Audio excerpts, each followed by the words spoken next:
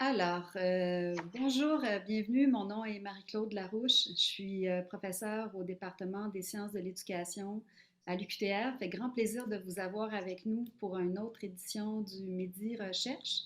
Avant de passer la parole à Camille Saint-Georges qui va animer la rencontre aujourd'hui, je vais passer la parole à la co-directrice du laboratoire, donc Marie-Claude Lapointe, qui a une bonne petite nouvelle à vous annoncer et je partage mon écran pour qu'elle puisse le faire pendant sa présentation. Marie-Claude, à toi la parole. Merci Marie-Claude. Tout d'abord, bienvenue à tout le monde, puis merci aux trois personnes qui ont accepté de venir faire des présentations aujourd'hui. J'ai très hâte de vous entendre. Oui, en fait, je voulais vous partager une bonne nouvelle. C'est la sortie prochaine d'un ouvrage qui s'appelle Les enquêtes sur les pratiques culturelles, mesures de la culture au Québec et ailleurs dans le monde.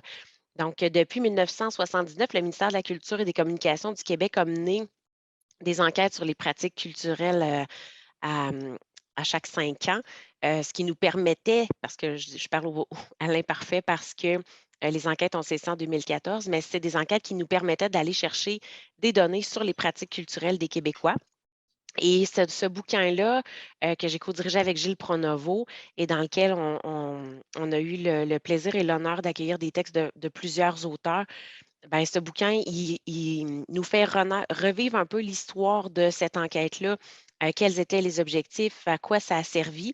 Et on a aussi une section dans laquelle on accueille des textes d'auteurs d'autres pays qui nous montrent comment ça se passe dans leur pays et quelle est l'importance pour chacun d'avoir des données sur les pratiques culturelles.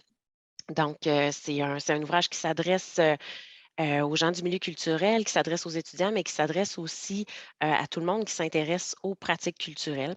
Donc, je vous invite à le feuilleter en bibliothèque ou à aller l'acheter en librairie, mais puis si jamais vous souhaitez en parler, bien évidemment, ça me fera plaisir. Merci beaucoup, Marie-Claude, puis bravo pour cette livraison-là.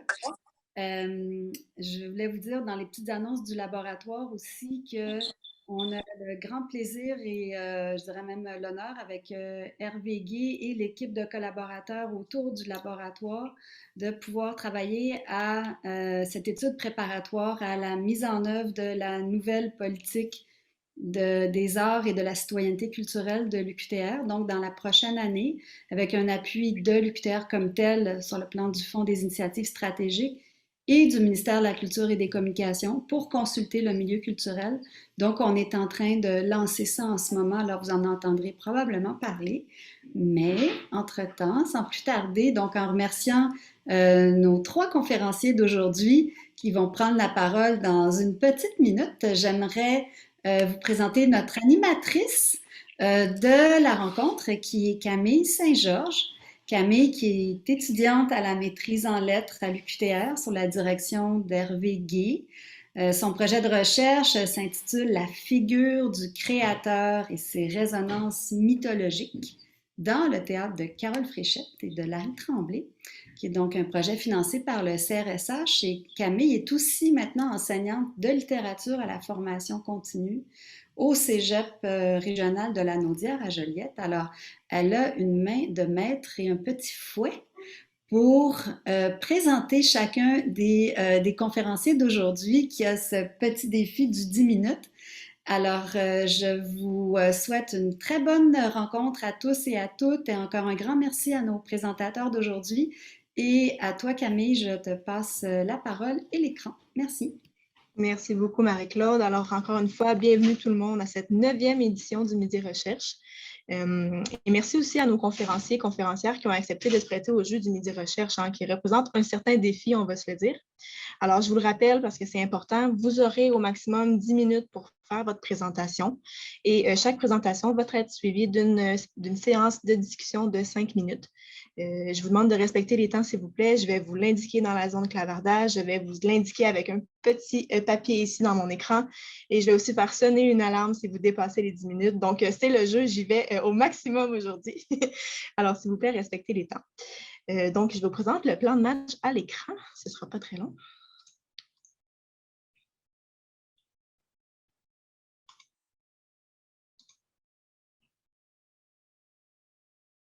Alors voilà, aujourd'hui, Thibaut Zimmer du Musée des beaux-arts de Montréal nous présentera l'expansion du numérique en éducation au Musée des beaux-arts de Montréal.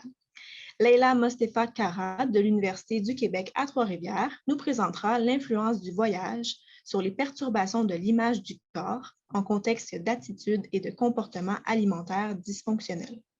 Asna El Harar de l'Université du Québec à Trois-Rivières nous présentera finalement l'activité artistique parascolaire, un instrument de réussite à l'école et dans l'art. Alors, commençons sans plus tarder. Je vais inviter notre public à utiliser la zone clavardage s'il a des questions ou des commentaires à faire pendant les présentations et après aussi, bien sûr. Pendant ce temps-là, j'invite Thibaut à se préparer à présenter et moi, je vais vous le présenter. Alors, Thibaut Zimmer travaille au Musée des beaux-arts de Montréal en tant que responsable des programmes éducatifs au sein de la direction de l'éducation et du mieux-être.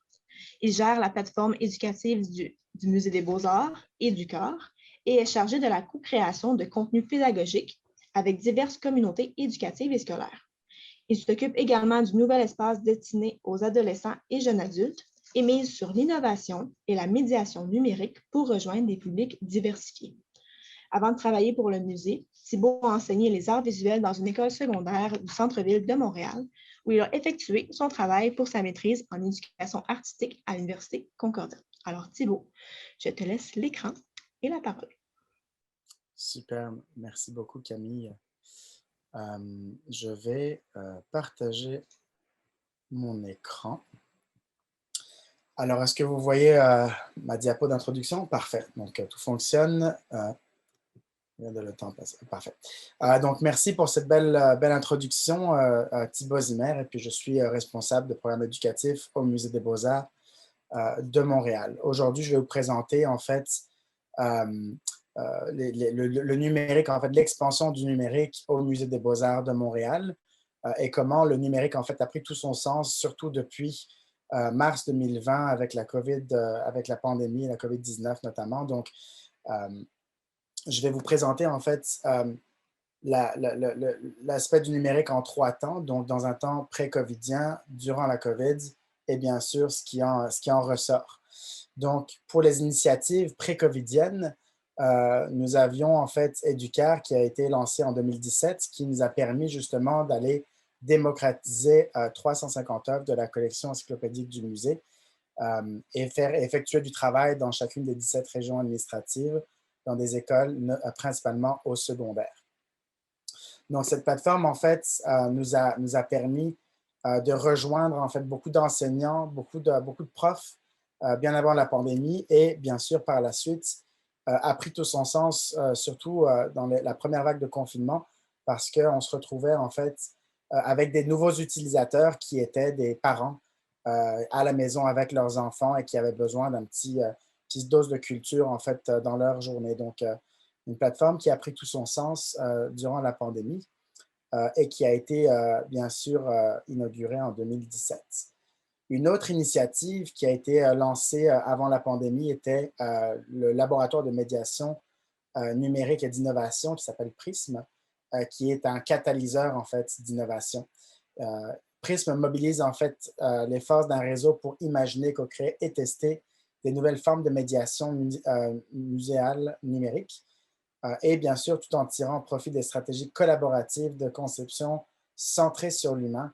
PRISM contribue en fait à l'avancement des connaissances et à l'adoption des technologies au musée. Quand on parle de PRISM, c'est synonyme avec un réseau québécois intersectoriel. Et la raison est la suivante, c'est parce que PRISM s'appuie énormément sur un travail qui se fait en tripartite entre les musées ou les professionnels des musées, des créateurs technologiques, donc des gens qui n'ont rien à voir avec les musées, mais qui sont les maîtres en fait, dans leur réseau, dans leur milieu, et bien sûr des chercheurs qui viennent nous accompagner pour s'assurer qu'on arrive à avoir et à retirer des retombées pertinentes et probantes sur les projets qu'on mène au sein de ce laboratoire. Comme on peut le voir au centre de cette formule, les visiteurs sont au cœur de tout ce qu'on fait pour ce laboratoire de médiation numérique et d'innovation. Pourquoi? C'est parce que nous, on veut assurément que tout se fasse pour répondre en fait aux besoins de nos visiteurs et nos publics, notre grand public au Musée des Beaux-Arts de Montréal. En tant qu'approche et modèle, en fait, Prism et ses initiatives variées se basent en fait sur le design thinking pour développer en fait des projets novateurs. Quand on parle d'innovation, on parle de projets novateurs et dans notre cas qui sont vraiment centrés sur l'expérience humaine. Donc encore une fois, quand on voyait les visiteurs qui sont au cœur de toutes ces initiatives-là, c'est par le design thinking du discours qu'on est capable et qu'on est en mesure de réfléchir en concertation intersectorielle, bien sûr, pour arriver à des résultats qui vont être au service justement du public cible.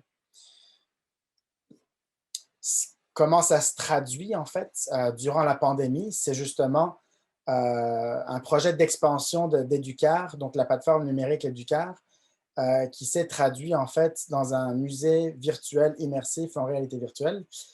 Donc, grâce en fait à une des cellules d'innovation au sein du laboratoire de médiation numérique du musée Prism, on a pu en fait développer avec une cohorte d'enseignants, des chercheurs, des technologues, un musée virtuel qui hébergeait en fait 8 œuvres de la collection encyclopédique du musée. Donc, on voit un processus avec un technologue ici qui vient photogrammétrier en fait la photo, l'œuvre plutôt en œuvre en 3 dimensions pour intégrer celle-ci en fait dans cet espace immersif en réalité virtuelle. Et ce, justement, pour répondre à des besoins pédagogiques des enseignants qui ont travaillé sur ce projet avec nous. Donc, comme on peut le voir ici, c'est un projet qui a mené à tout un processus assez intéressant et on voit vraiment qu'on a pu avoir des retombées assez intéressantes sur le point de vue recherche pour répondre à nos besoins et pour savoir d'autant plus si nous répondions en fait à l'époque aux besoins des enseignants avec qui nous participons. Une autre initiative en fait qui découle en fait de ce laboratoire d'innovation et puis bien sûr de l'expansion du numérique globalement au département, c'est la mise en place en fait d'une résidence d'artistes numériques. Donc on chercherait justement à héberger des artistes issus de la jeunesse en fait, donc de la tranche d'âge des 15-20 ans, pour justement leur redonner les lieux in situ au musée, des outils de création numérique pour en fait créer un corpus d'œuvres qui répondent à la collection du musée in situ au Musée des Beaux-Arts de Montréal. Donc, c'est tout un travail qui a été fait par des stagiaires avec qui j'œuvre à tous les jours, un travail de fond pour faire une revue de littérature sur différentes initiatives en lien avec le numérique, résidence d'artistes et la jeunesse. Et en fait, on s'appuie pour réaliser ce travail-là sur une approche de mentorat qui nous amène justement à découvrir comment avoir et tisser ces relations-là plus importantes et plus pertinentes avec le public cible. Et bien sûr, justement, pour répondre aux besoins institutionnels du musée, mais aussi bien sûr aux besoins créatifs des jeunes utilisateurs numériques 15-20 ans. Donc, on a pu, jusqu'à date, en fait, développer des outils avec les stagiaires de Dawson qui font partie de cette tranche d'âge-là pour justement essayer de trouver des façons pour qu'on puisse justement accompagner ces jeunes-là en bonne et due forme. Et surtout, bien sûr, quand on parle de numérique, il va falloir qu'on s'outille pour essayer de suivre la progression d'apprentissage de ces jeunes. Donc, c'est vraiment c'est un beau terrain de jeu actuellement pour mener ce projet et donc qui aura lieu cet été, en fait, on l'espère. Donc, ça va être une belle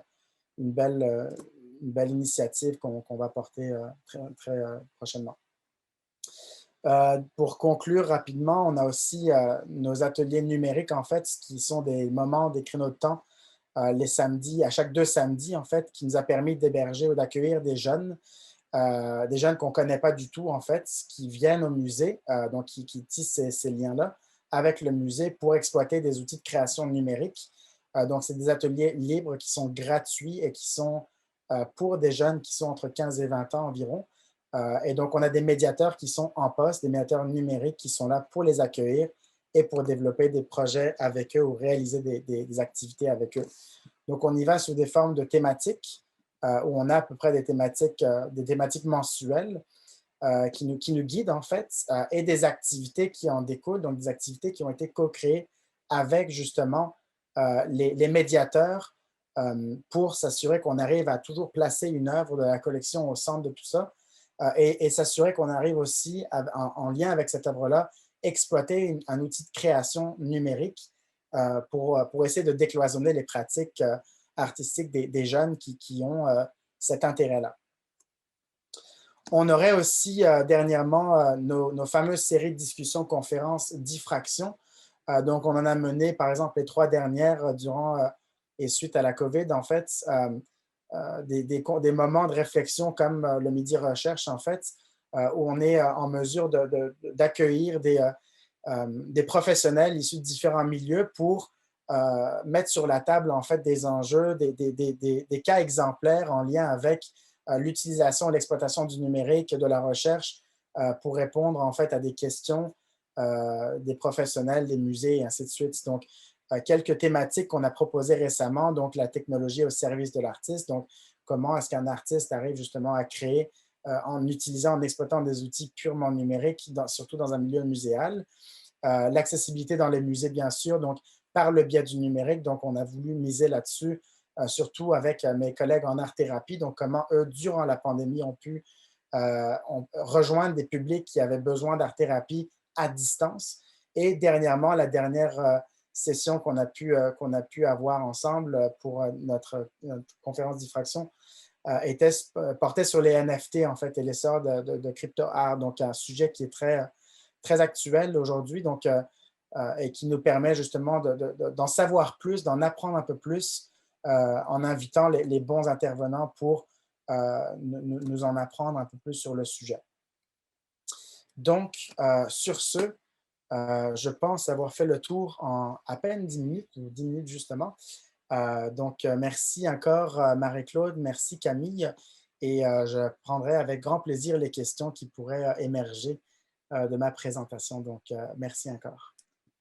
Merci beaucoup, Timon. Ça va bien. Thibaut, pardon. Donc, très belle présentation, très synthétique. Merci, on a respecté les temps. Je suis très contente. Alors, j'inviterai notre public, s'il y a des questions, à soit lever la main avec la fonction lever la main ou à écrire commentaires et questions dans la zone clavardage. Donc, je vous laisse réagir un tout petit peu. C'est possible aussi arrêter le partage d'écran que je puisse bien voir les mains. Merci. Alors, oui, Marie-Claude. Oui, merci beaucoup Thibaut pour ce grand angle sur le numérique dans les activités de médiation en lien avec des préoccupations de mieux-être aussi au musée. J'aurais une question vraiment de nature très pratico-pratique puisque dans le fond on a une vue un peu large maintenant là, de comment vous travaillez le numérique, comment ça s'intègre en lien avec différentes préoccupations. Si on prend l'application du Musée des Beaux-Arts Quoi faire au musée, qui, elle, propose des parcours, de l'accompagnement musical, entre autres aussi pour des expositions.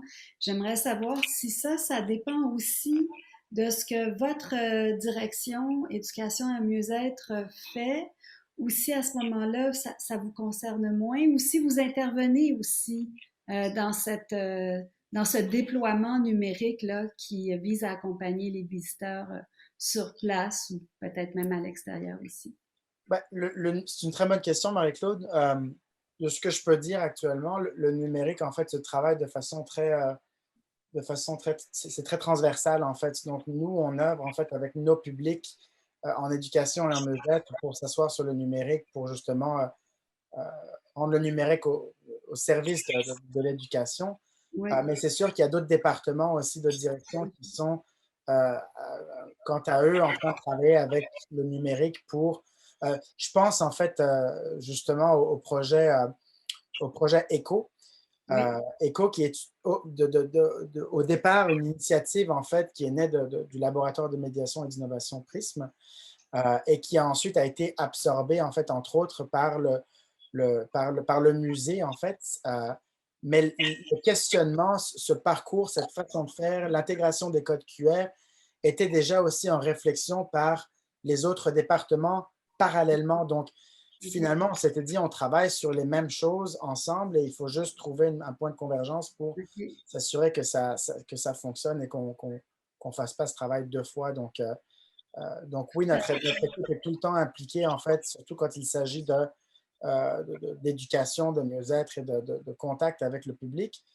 Mais on a beaucoup d'appui par les autres départements et directions pour rendre tout ça possible, je dirais. Tout à fait. Merci beaucoup. C'est une grosse institution, le Musée des Beaux-Arts de Montréal, l'une des institutions muséales les plus grosses au Québec, hein, qui a un statut de musée d'État tout en étant un organisme privé. Donc, c'est intéressant de voir ça. J'aurais une autre question, mais je vais laisser les gens. Oui, OK. parce que le temps file rapidement. Marie-Claude Lapointe, cette fois-ci. Bien, merci beaucoup pour cette présentation. Effectivement, c'est très intéressant, puis on voit que ça vous embrassez large, donc c'est très inspirant. J'avais une question, moi, justement, par rapport je ne veux pas en rajouter, mais une suite à ces projets. Je me posais la question, est-ce que les gens qui ont bénéficié de ces programmes-là qui sont faits en collaboration, est-ce que les jeunes, par exemple, on sait comment ils réagissent sur le plan de la réception à toutes ces initiatives? De façon qualitative, oui. On sait qu'il y a beaucoup de jeunes qui apprécient ces efforts-là, ces initiatives. On voit des jeunes revenir, en fait, quand on propose des initiatives, des activités. Donc ça, c'est toujours le fun. Des jeunes qui embarquent quand on ne sait pas du tout qui ils sont, comment ils ont été recrutés. Donc ça, c'est des questions intéressantes à se poser à l'interne. Mais donc, on cherche aussi, grâce à du financement qu'on a pu recevoir, on cherche aussi à faire des évaluations et en faire des projets de recherche, des enquêtes pour essayer de mesurer cet impact-là de façon plus concrète à l'automne. Donc, je pense que ça va être une belle occasion de voir tout ça plus concrètement encore.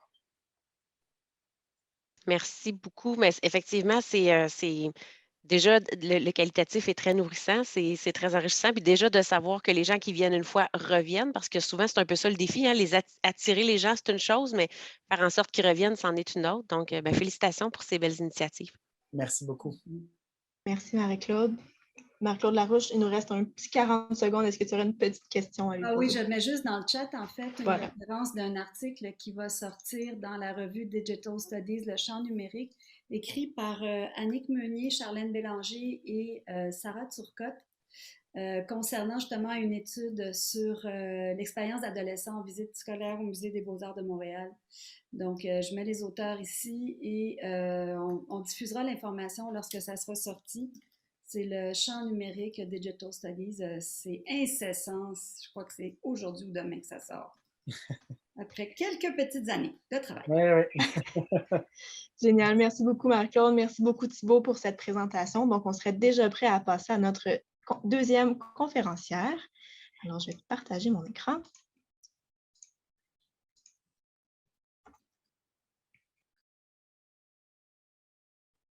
Si mon ordinateur veut coopérer avec vous, bien sûr. Et voilà. Alors, on va poursuivre avec Leila Mostefa Kara, que j'invite à se préparer dès maintenant. Et de mon côté, je vais vous la présenter. Alors, Leila a obtenu une maîtrise en loisirs, culture et tourisme et est actuellement étudiante au doctorat en sciences biomédicales à l'Université du Québec à Trois-Rivières, sous la direction de Johanna Monti-Blanc.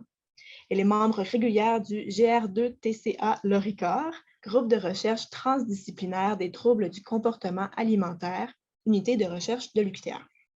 Elle est aussi affiliée à l'Institut universitaire en santé mentale de Montréal.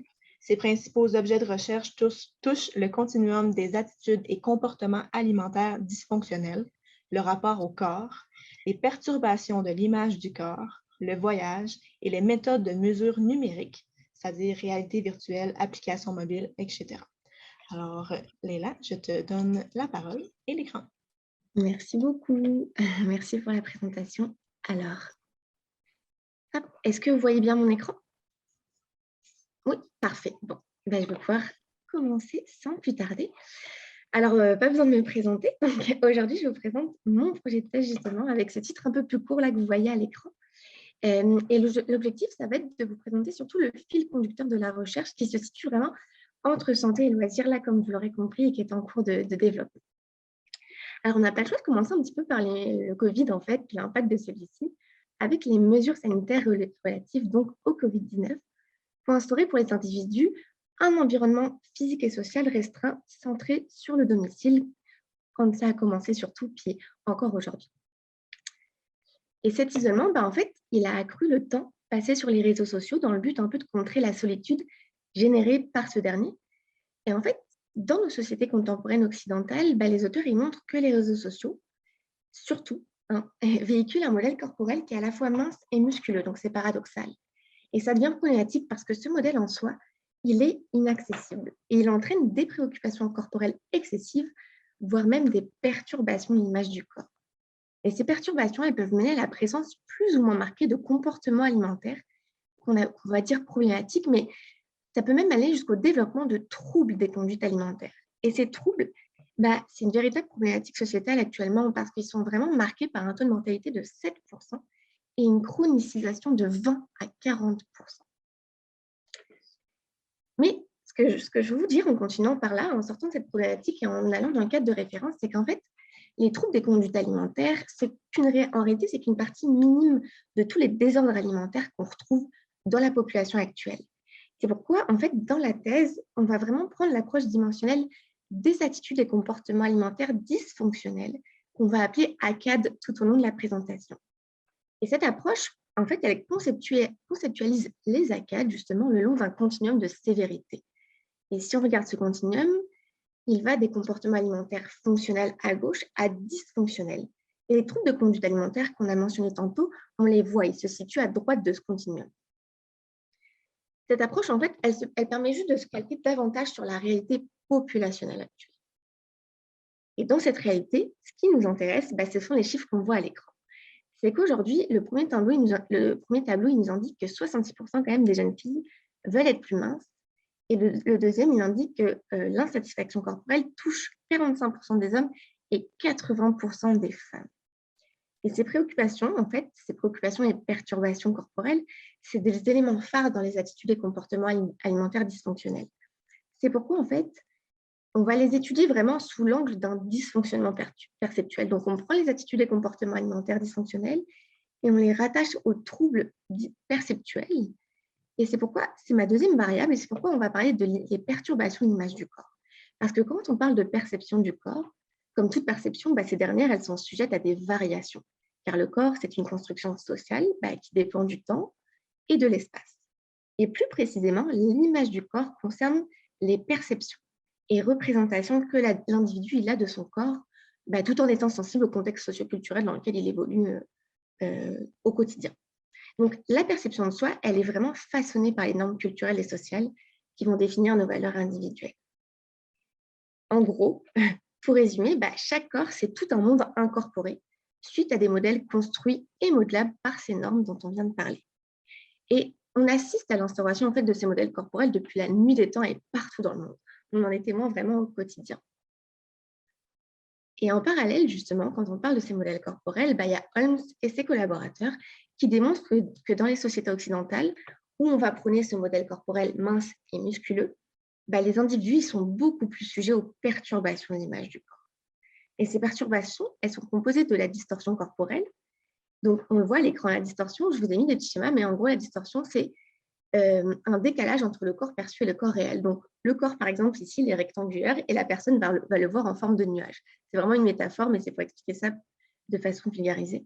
Et l'insatisfaction corporelle, c'est plutôt le décalage entre le corps perçu et le corps désiré. Donc, la personne a le petit rectangle vert, puis elle n'est pas satisfaite de son corps. Donc, je l'ai mis en rouge pour signe d'insatisfaction. Et en fait, ce n'est pas anodin que certains auteurs évoquent même les troubles des conduites alimentaires comme des syndromes culturels de par l'internalisation de cet idéal en fait, occidental corporel. Donc cet idéal-là, il est en décalage, voire en contradiction avec la diversité corporelle qui caractérise d'une part la génétique humaine et qu'il est possible de constater en fait, dans les multiples contextes socioculturels qui existent à travers le monde. C'est pourquoi, en fait, notre prochaine variable à l'étude, c'est le voyage, qui est considéré vraiment comme une modalité de changement de contexte social et culturel. Et scientifiquement, le voyage, il est positionné comme une rupture géographique, sociale et culturelle, où le voyageur, il s'inscrit dans un univers qui n'est pas le sien. Il se situe donc au-delà des cadres de référence intériorisés. Et ces cadres, en fait, c'est vraiment les piliers de son quotidien et ils sont véhiculés encore une fois par son contexte socioculturel. Ça revient tout le temps, mais c'est le point clé de la présentation. Puis, en fait, le voyage, finalement, il semble être une alternative pour se construire en permettant à l'individu de se décentrer de lui-même et des normes culturelles intégrées. Et dans ce sens, la littérature, elle montre qu'en fait, à travers le voyage, c'est vraiment un changement de contexte socio-culturel qui s'opère. Il aurait potentiellement le pouvoir donc d'intervenir sur les perturbations de l'image du corps. Donc, en somme, l'essence du voyage, c'est vraiment, dans le cas de l'image corporelle, c'est un moyen d'aller découvrir une multitude de cultures corporelles au sein de populations qui vont être géographiquement et ethniquement diverses. Et donc, c'est pourquoi, en fait, le voyage, ça reste un élément à explorer finalement, au sens où l'acte de voyager, c'est rencontrer les corps des autres pour se questionner sur son propre corps. C'est pourquoi, donc, la question de recherche, c'est vraiment dans quelle mesure le voyage, il va influencer les perturbations de l'image du corps auprès de populations qui présentent des ACAD. Donc, ACAD, on se rappelle, attitudes et comportements alimentaires dysfonctionnels. Pour y répondre, en fait, l'objectif général, c'est de documenter l'influence du voyage sur les perturbations de l'image du corps, donc auprès des populations qui présentent les ACAD toujours, donc vraiment sur un cursus de sévérité qui va aller de léger à extrême. Et le premier objectif spécifique, comme vous le voyez à l'écran, c'est d'aller établir un portrait des perturbations d'image au sein d'une culture québécoise, en contexte d'ACAD bien sûr. Ce premier objectif, il va aussi nous servir ensuite à développer le deuxième, qui cette fois-ci va vraiment vouloir aller mesurer l'influence du voyage sur les perturbations d'image du corps qu'on a évoquées tantôt. Alors, on va y aller assez brièvement pour la méthodologie parce que le but de la présentation, c'était vraiment le fil conducteur, comme je disais. Mais en gros, l'objectif 1, il correspond à l'étude 1 de la thèse et en fait, on l'a appelé projet PIC parce qu'avec les mots, ça fait portrait des perturbations de l'image du corps dans une population québécoise. Pour ce projet, en fait, on va aller prendre, pour vous expliquer, en gros, la population, elle va provenir du programme clinique Iloricor de l'UQTR. On va aller prendre la base de données de ce programme qui contient un échantillon de 300 individus qui vivent au Québec et on va en faire une utilisation secondaire. Et si on suit le tableau ensemble, en fait, nos deux premières colonnes, elles montrent les variables et les outils utilisés.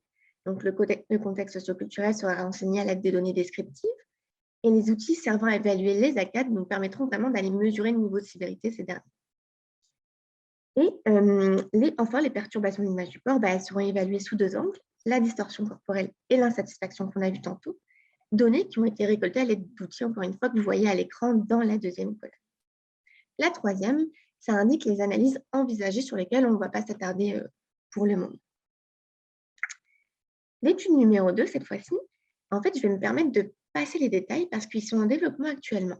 Mais l'objectif, donc, sera d'aller analyser l'influence d'une expérience de voyage sur les perturbations de l'image du corps, encore une fois en contexte d'ACAD, en fait, et en reprenant la population québécoise. Et donc, le but, avec une méthodologie mixte, donc ce sera vraiment d'aller d'un point de vue quanti, administrer des questionnaires avant, pendant et après le voyage. Et d'un point de vue qualitatif, ce sera vraiment de faire des entretiens semi-dirigés. Alors, pour conclure, donc, au niveau des résultats, forcément, on ne les a pas encore, mais donc, au niveau scientifique, en gros, le but, c'est vraiment d'aborder la problématique des ACAD en démontrant les répercussions du voyage sur les perturbations de l'image du corps. Au niveau sociétal, on veut contribuer au développement des stratégies interventionnelles qu'on va voir si c'est efficace ou pas via l'approche qui porte sur le voyage.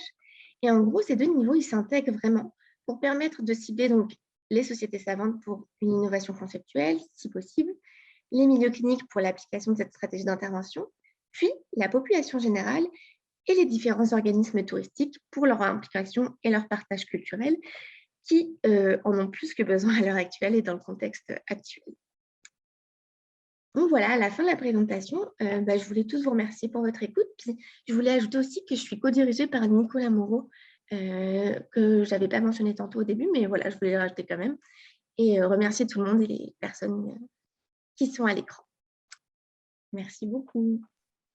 Merci beaucoup, Leila, pour cette présentation. Alors, tout un angle nouveau et différent pour étudier le lien entre société et culture, donc à travers le voyage et l'influence du voyage sur les ACAD, comme nous le disait Leila.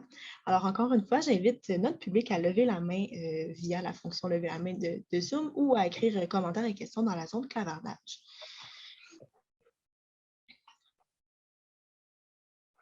Oui, alors, Marie-Claude Lapointe, première que j'ai vue. On ne les avait pas vus dans le même ordre, mais c'est pas grave. Merci pour cette belle présentation, Léla. C'est très intéressant. Puis je vois la continuité aussi dans tes intérêts de recherche. Euh, j'ai une question, puis je trouve ça très intéressant d'amener cette perspective-là, tu sais, qui, moi, me semble liée aux normes culturelles aussi, à ce qu'on pense qui est attendu en société et tout ça. Puis effectivement, je pense que c'est très culturel. Puis à cet égard-là, changer de cadre, comme tu le mentionnais, par exemple, dans un voyage, ça peut amener à rebrasser les choses, mais je me demandais justement comment, comment va être évalué l'effet du voyage. Donc, ça va être quel genre de voyage, considérant que les normes culturelles peuvent varier d'un pays à l'autre? Est-ce que la destination, euh, c'est quoi l'effet attendu de la destination, par exemple? Où t'en es par rapport à ta réflexion à cet égard-là? C'est vraiment une question tellement pertinente. C'est une question sur laquelle je travaille depuis quelques mois, là, justement. Alors, c'est sûr que dans la littérature, il y a plein d'éléments qui nous indiquent les types de voyages plutôt à privilégier ou autres. Puis, je suis beaucoup en questionnement. On a des auteurs qui nous indiquent beaucoup justement que dans le voyage, pour qu'il y ait une espèce de pouvoir transformateur, il faut que le voyage soit de type international au niveau des normes culturelles. Ce qui ne veut pas dire toujours que des fois, quand on parle international, les normes ne sont pas rapprochées. Parce que, par exemple, si on prend une culture québécoise et une culture française, dans la littérature, on montre qu'il y a des rapprochements, mais qu'il y a quand même des gros écarts au niveau des modèles corporels. Donc, c'est ça qui est vraiment hyper intéressant. Puis, il nous indique aussi beaucoup dans la littérature que le voyage, il faut vraiment qu'il y ait une durée dans le temps. C'est-à-dire qu'il ne faut pas que ce soit moins d'une semaine, mais il ne faut pas qu'on aille au-delà de 6 mois, par exemple. Donc, ça, c'est intéressant. Donc, par contre, au niveau de la destination, là, je suis vraiment encore en cours de réflexion parce que je lis beaucoup à ce sujet-là au niveau des modèles, parce que c'est sûr qu'on peut avoir l'effet inverse aussi, se questionner sur notre modèle corporel, mais justement avoir un effet délétère sur les modèles qu'on va rencontrer dans tel type d'endroit. C'est pourquoi, dans la problématique, je me focus beaucoup sur le modèle corporel occidental. Et le but, ce serait d'aller sortir de ce modèle corporel occidental-là pour justement aller rencontrer d'autres diversités. Alors, par contre, le but ne sera pas d'aller faire adopter tel ou tel modèle corporel, c'est permettre d'aller voir la diversité, justement, et d'aller voir s'il y a un effet. Par contre, on est vraiment dans une étude exploratoire parce qu'il y a très peu d'études à ce sujet-là. Donc, le but, c'est d'aller voir les effets, puis d'aller, dans l'éthique, prévenir le moindre effet délétère aussi qui peut venir jouer là-dedans. Je ne sais pas si j'ai bien répondu à la question. Oui, tout à fait. Puis justement, c'est ce que je me disais, c'est qu'on peut avoir un effet positif ou pas, dépendant Tout à fait. si Tout on à peut fait. rejoindre notre objectif ou pas. Donc, oui, tout à fait, tu réponds bien à ma question. Bravo pour ton beau projet, Léla. Merci beaucoup. C'est gentil. Merci à toutes les deux. Est-ce qu'il y avait d'autres questions? Ben, moi, alors, j'ai une toute petite observation, commentaire. Merci beaucoup, Marie-Claude, parce qu'en fait, oui, c'est plein de choses qui sont intéressantes d'interroger nouvellement. Puis ta présentation, Leïla, nous amène vraiment ailleurs, je dirais, en termes de préoccupations par rapport au public de la culture, mais aussi Oui, une vision plus anthropologique de la culture, donc les exactement. normes culturelles, les cultures corporelles. Et je me demandais si, dans votre appareillage méthodologique, on est très sensible dans un esprit clinique aux perturbations, mais si on entend très bien qu'au travers des lignes, tu t'interroges sur les bénéfices. Puis Marie-Claude, vous en parliez ensemble, donc la question du lieu visité, de la durée. Est-ce qu'il y a des destinations qui sont plus propices à développer par la suite un rapport au corps peut-être plus sain, où il y a moins de distorsion? Est-ce que dans le fond, oui, la question est centrée sur les perturbations, mais vous faites place vraiment à cette idée du rétablissement d'une image de soi qui est nettement plus favorable au bien-être de l'individu, puis au bénéfice, là, dans le fond. Mais c'est Oui, sous-jacent, forcément, c'est comme la question en miroir, en fait, qui est complètement imbriquée dans ton projet. Félicitations. oui. Merci, c'est vraiment très intéressant comme commentaire, justement. Puis c'est tout à fait ça, là, on n'est pas dans une volonté de rétablissement parce que c'est impossible dans le cas de ce projet actuel. On est vraiment dans une volonté d'aller comprendre surtout l'image du corps, puis les perturbations, puis d'aller voir l'effet vraiment d'un changement de contexte là-dessus. Donc, le rétablissement, c'est encore un peu peut-être délicat à ce niveau-là d'en parler, surtout au niveau des attitudes et comportements alimentaires dysfonctionnels, parce que c'est aussi délicat. Mais on est vraiment effectivement dans une volonté d'aller explorer ça, d'aller explorer le contexte socioculturel. Puis, dans le cadre de référence, c'est sûr que moi, je me balade beaucoup entre santé, sociologie, anthropologie. Donc, c'est encore tout un défi d'aller imbriquer ces différentes approches-là pour que ça fasse du sens. Donc, un défi. Félicitations, puis merci d'être venu au labo courageusement nous en parler, apporter des thématiques nouvelles à la question des publics de la culture. Merci beaucoup. Merci à vous tous, puis vraiment intéressant les présentations aussi. Bravo Thibaut pour tantôt. Merci beaucoup Leïla. Donc, très belle présentation encore. On est prête pour notre dernière, prête et prêt en fait, pour notre dernière conférencière. Alors, je vais partager mon écran à nouveau. Donc, pendant ce temps, Asna, je t'invite à te préparer à présenter. Moi, de mon côté, je vais vous la présenter. Alors, Asna El Harar, diplômée de la maîtrise en loisirs, culture et tourisme à l'Université du Québec à Trois-Rivières et détentrice d'une licence en sociologie obtenue à l'Université Paris-Est en France, a enseigné le français FLE en France et en Outaouais. Ses intérêts de recherche touchent la sociologie de l'art, l'expérience artistique, l'éducation artistique non formelle et l'espace parascolaire. Alors, Asna, je te laisse l'écran et la parole. Merci, Camille. Alors, je partage l'écran.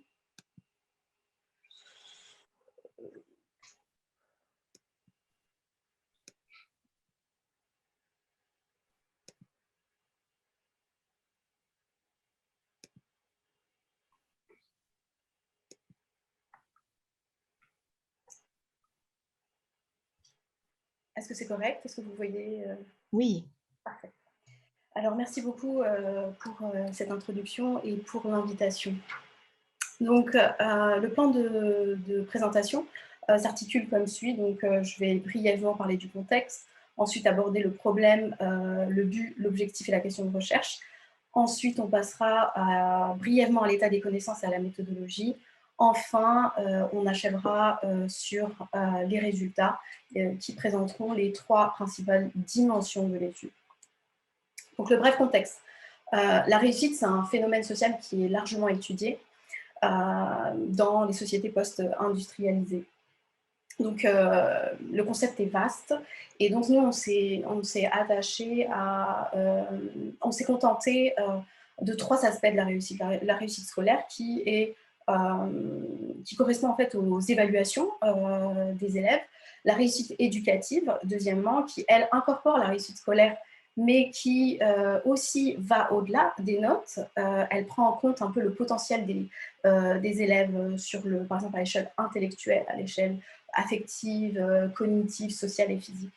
Donc, l'idée de la réussite éducative, c'est de prendre en compte d'autres espaces qui pourraient venir la soutenir. Et enfin, la réussite sociale qui combine à la fois la réussite scolaire et la réussite éducative et qui s'observe un petit peu plus loin dans le cheminement. Autre élément de contexte, c'est la motivation, bien sûr, qui aussi est liée à la réussite. Et donc, il n'est pas rare d'entendre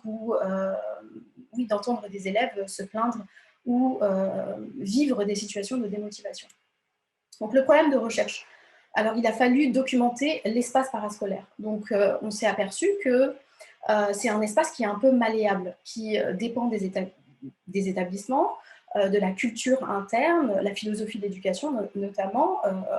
Tous les étudiants ne pensent pas les défis d'éducation de la même manière et donc ils n'abordent pas, ou en tout cas ça conditionne ce champ-là, le champ parascolaire, donc en termes de programmation, en termes d'encadrement, etc. Donc tout ceci, ça crée des disparités entre les établissements, en termes de coûts et en termes d'organisation. Autre élément problématique, c'est qu'on a trouvé peu de données qui corrèlent l'activité artistique parascolaire en tant que telle et la motivation à réussir à la fois à l'école, mais aussi vis-à-vis de l'activité artistique parascolaire. Et aussi, on n'a pas, j'ai pas su trouver des études qui traitent du sens que les élèves accordent à leur activité artistique parascolaire. Donc, les buts et objectifs, c'est que ma recherche s'est concentrée à examiner l'activité artistique parascolaire, donc à mieux la comprendre.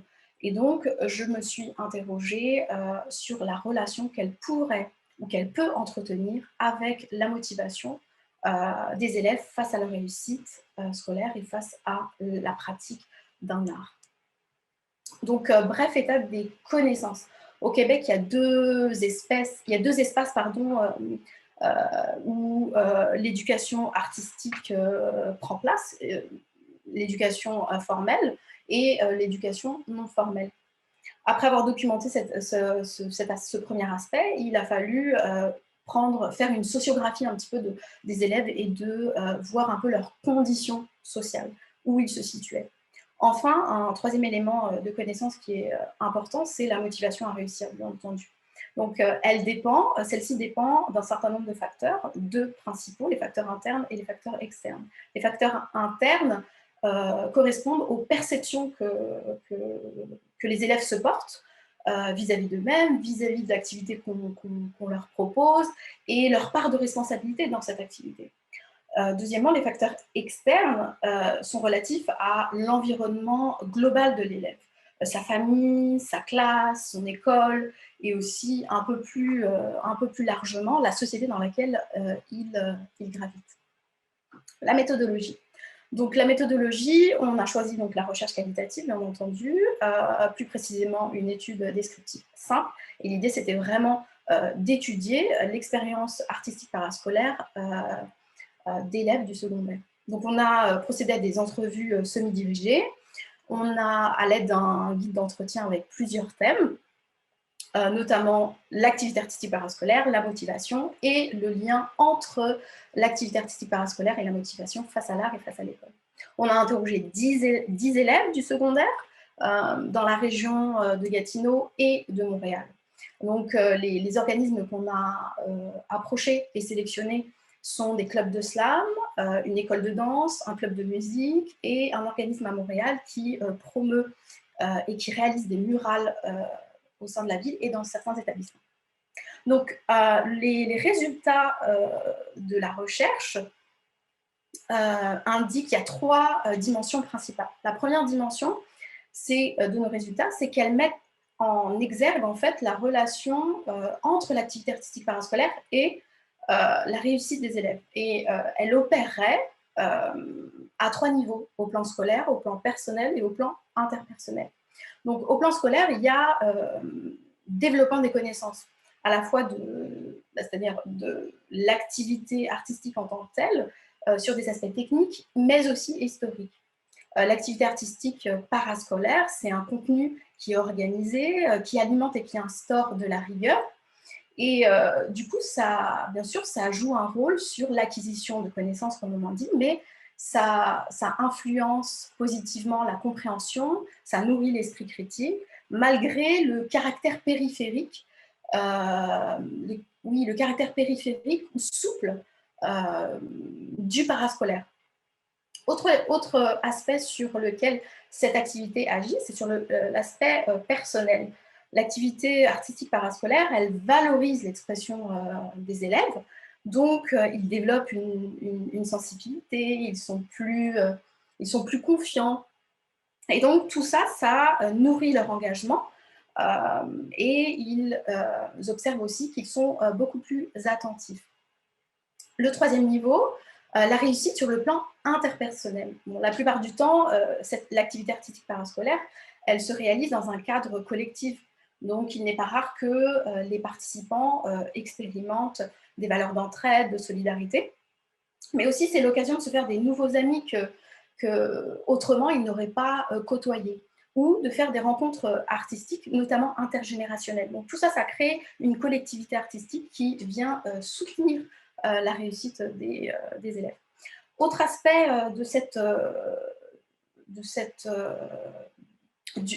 autre aspect dont l'activité artistique parascolaire influencerait, c'est le fait qu'ils développent un sentiment d'appartenance vis-à-vis de leur milieu scolaire.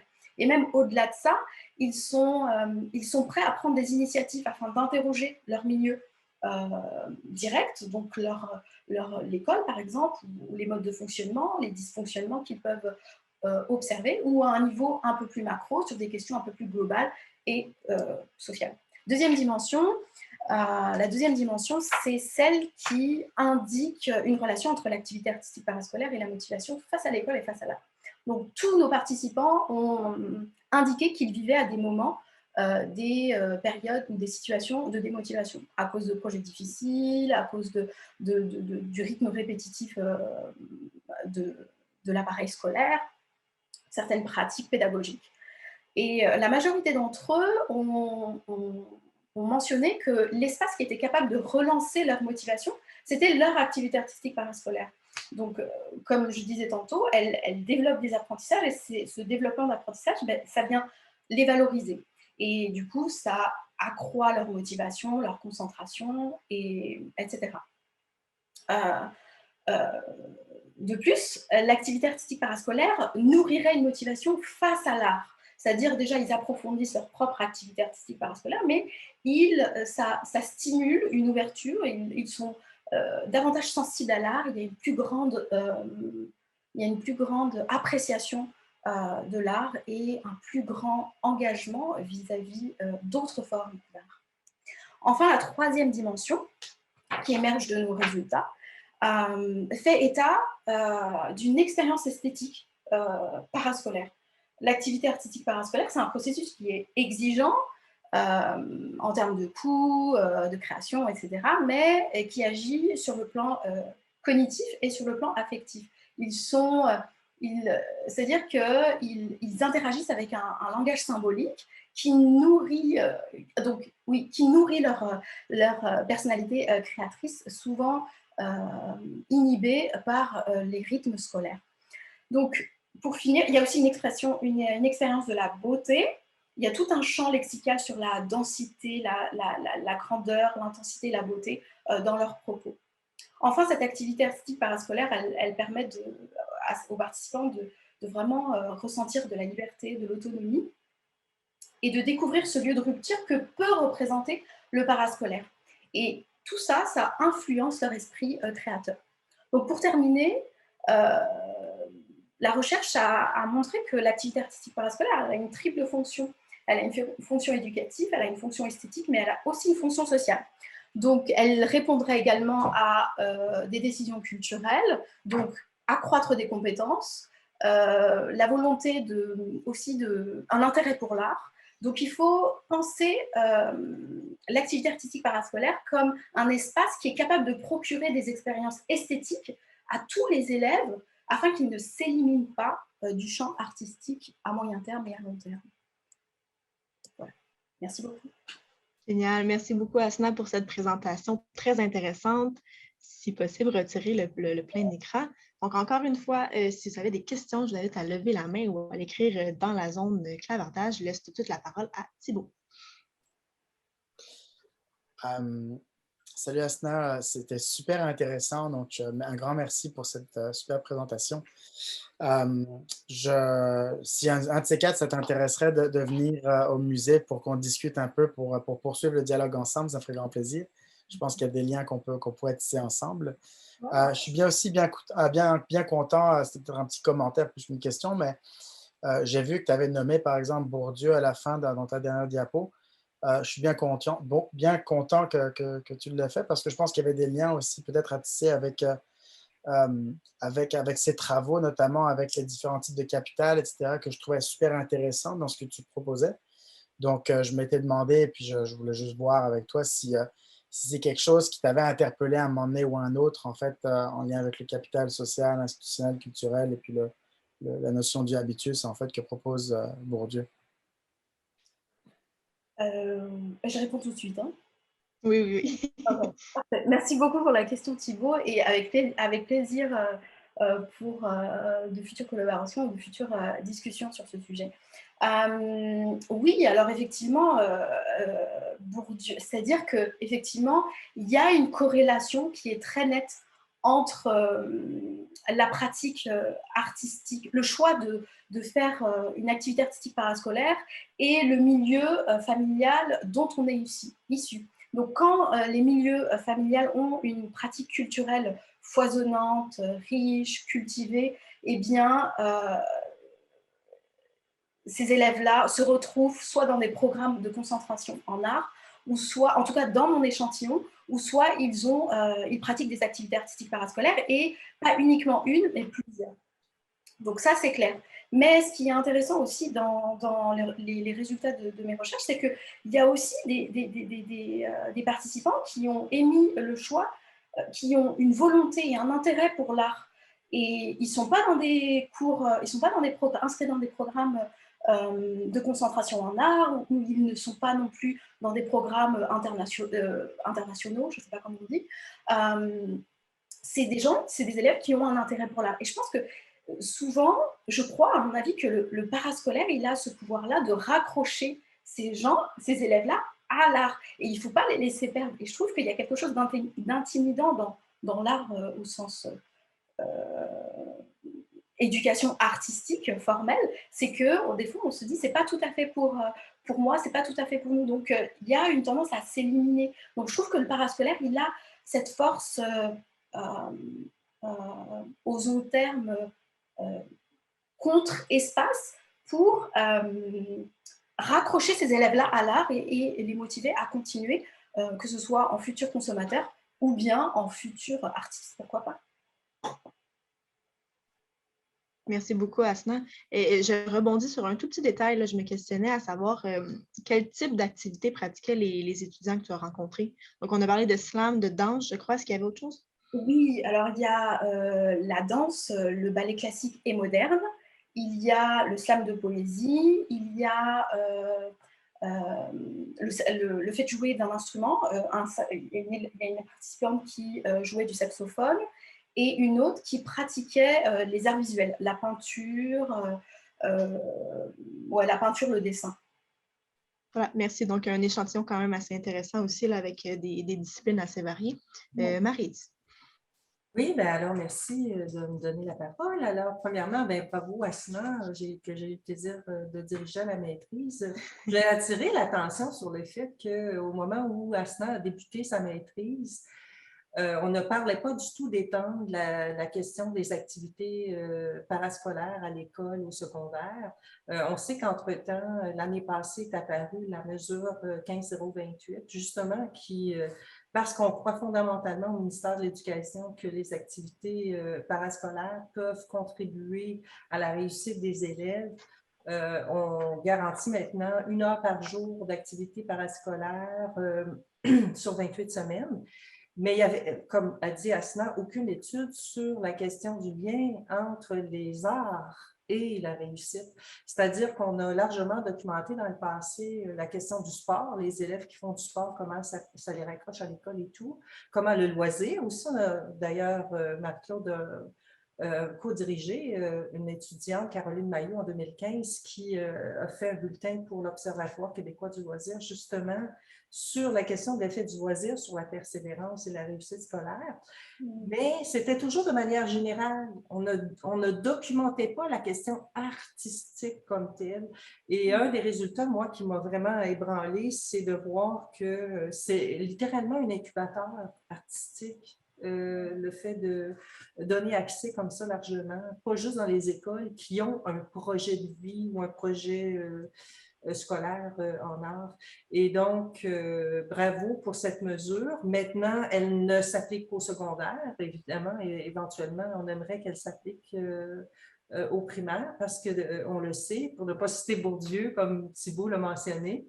D'ailleurs, parenthèse, le capital culturel et social est au cœur du mémoire de Asna. Mais on sait que depuis le plus jeune âge, en fait, plus ça débute jeune, plus il y a des chances que l'individu devienne un être justement d'art et de culture. Ça, c'est bien documenté aussi. Donc, éventuellement, peut-être qu'il y aura des représentations au ministère de l'Éducation pour étendre cette mesure 15.028 à l'ordre primaire. Voilà. Alors, encore une fois, bravo, Asna.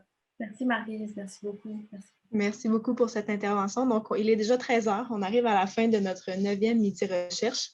Une bonne main d'applaudissements à nos 3 conférenciers et conférencières aujourd'hui. Alors, Thibault, Leila et Asna, c'était très intéressant encore et je trouve qu'on boucle bien la boucle. Donc, avec notre dernière présentation, avec la première. Alors, merci à tous ceux qui se sont présentés aujourd'hui pour nous écouter en direct et à ceux qui nous écouteront sur notre chaîne YouTube dans les prochains jours, prochaines semaines, prochains mois, qui sait. Je précise que les supports visuels de nos présentateurs et présentatrices seront disponibles sur notre site web au lrpc.ca. Et donc, l'enregistrement de la rencontre sera disponible dans les prochains jours sur YouTube. Marie-Claude? Oui, ben, j'aimerais remercier les conférenciers, tout le monde à la maison qui nous écoute et notre super animatrice Camille Saint-Georges. Vous rappelez donc la parution de cet ouvrage ces jours-ci qui est donc, on en parlait en tout début de rencontre, sous la direction de Marie-Claude Lapointe et Gilles Pronovo, les enquêtes sur les pratiques culturelles, donc mesures de la culture au Québec et ailleurs dans le monde. Et aussi vous signaler, donc peut-être être à l'écoute des démarches qu'on va faire en lien avec la mise en œuvre de la nouvelle politique des arts et de la citoyenneté culturelle. Et je remercie encore une fois, un grand merci pour l'originalité et le caractère très sérieux et approfondi des présentations d'aujourd'hui.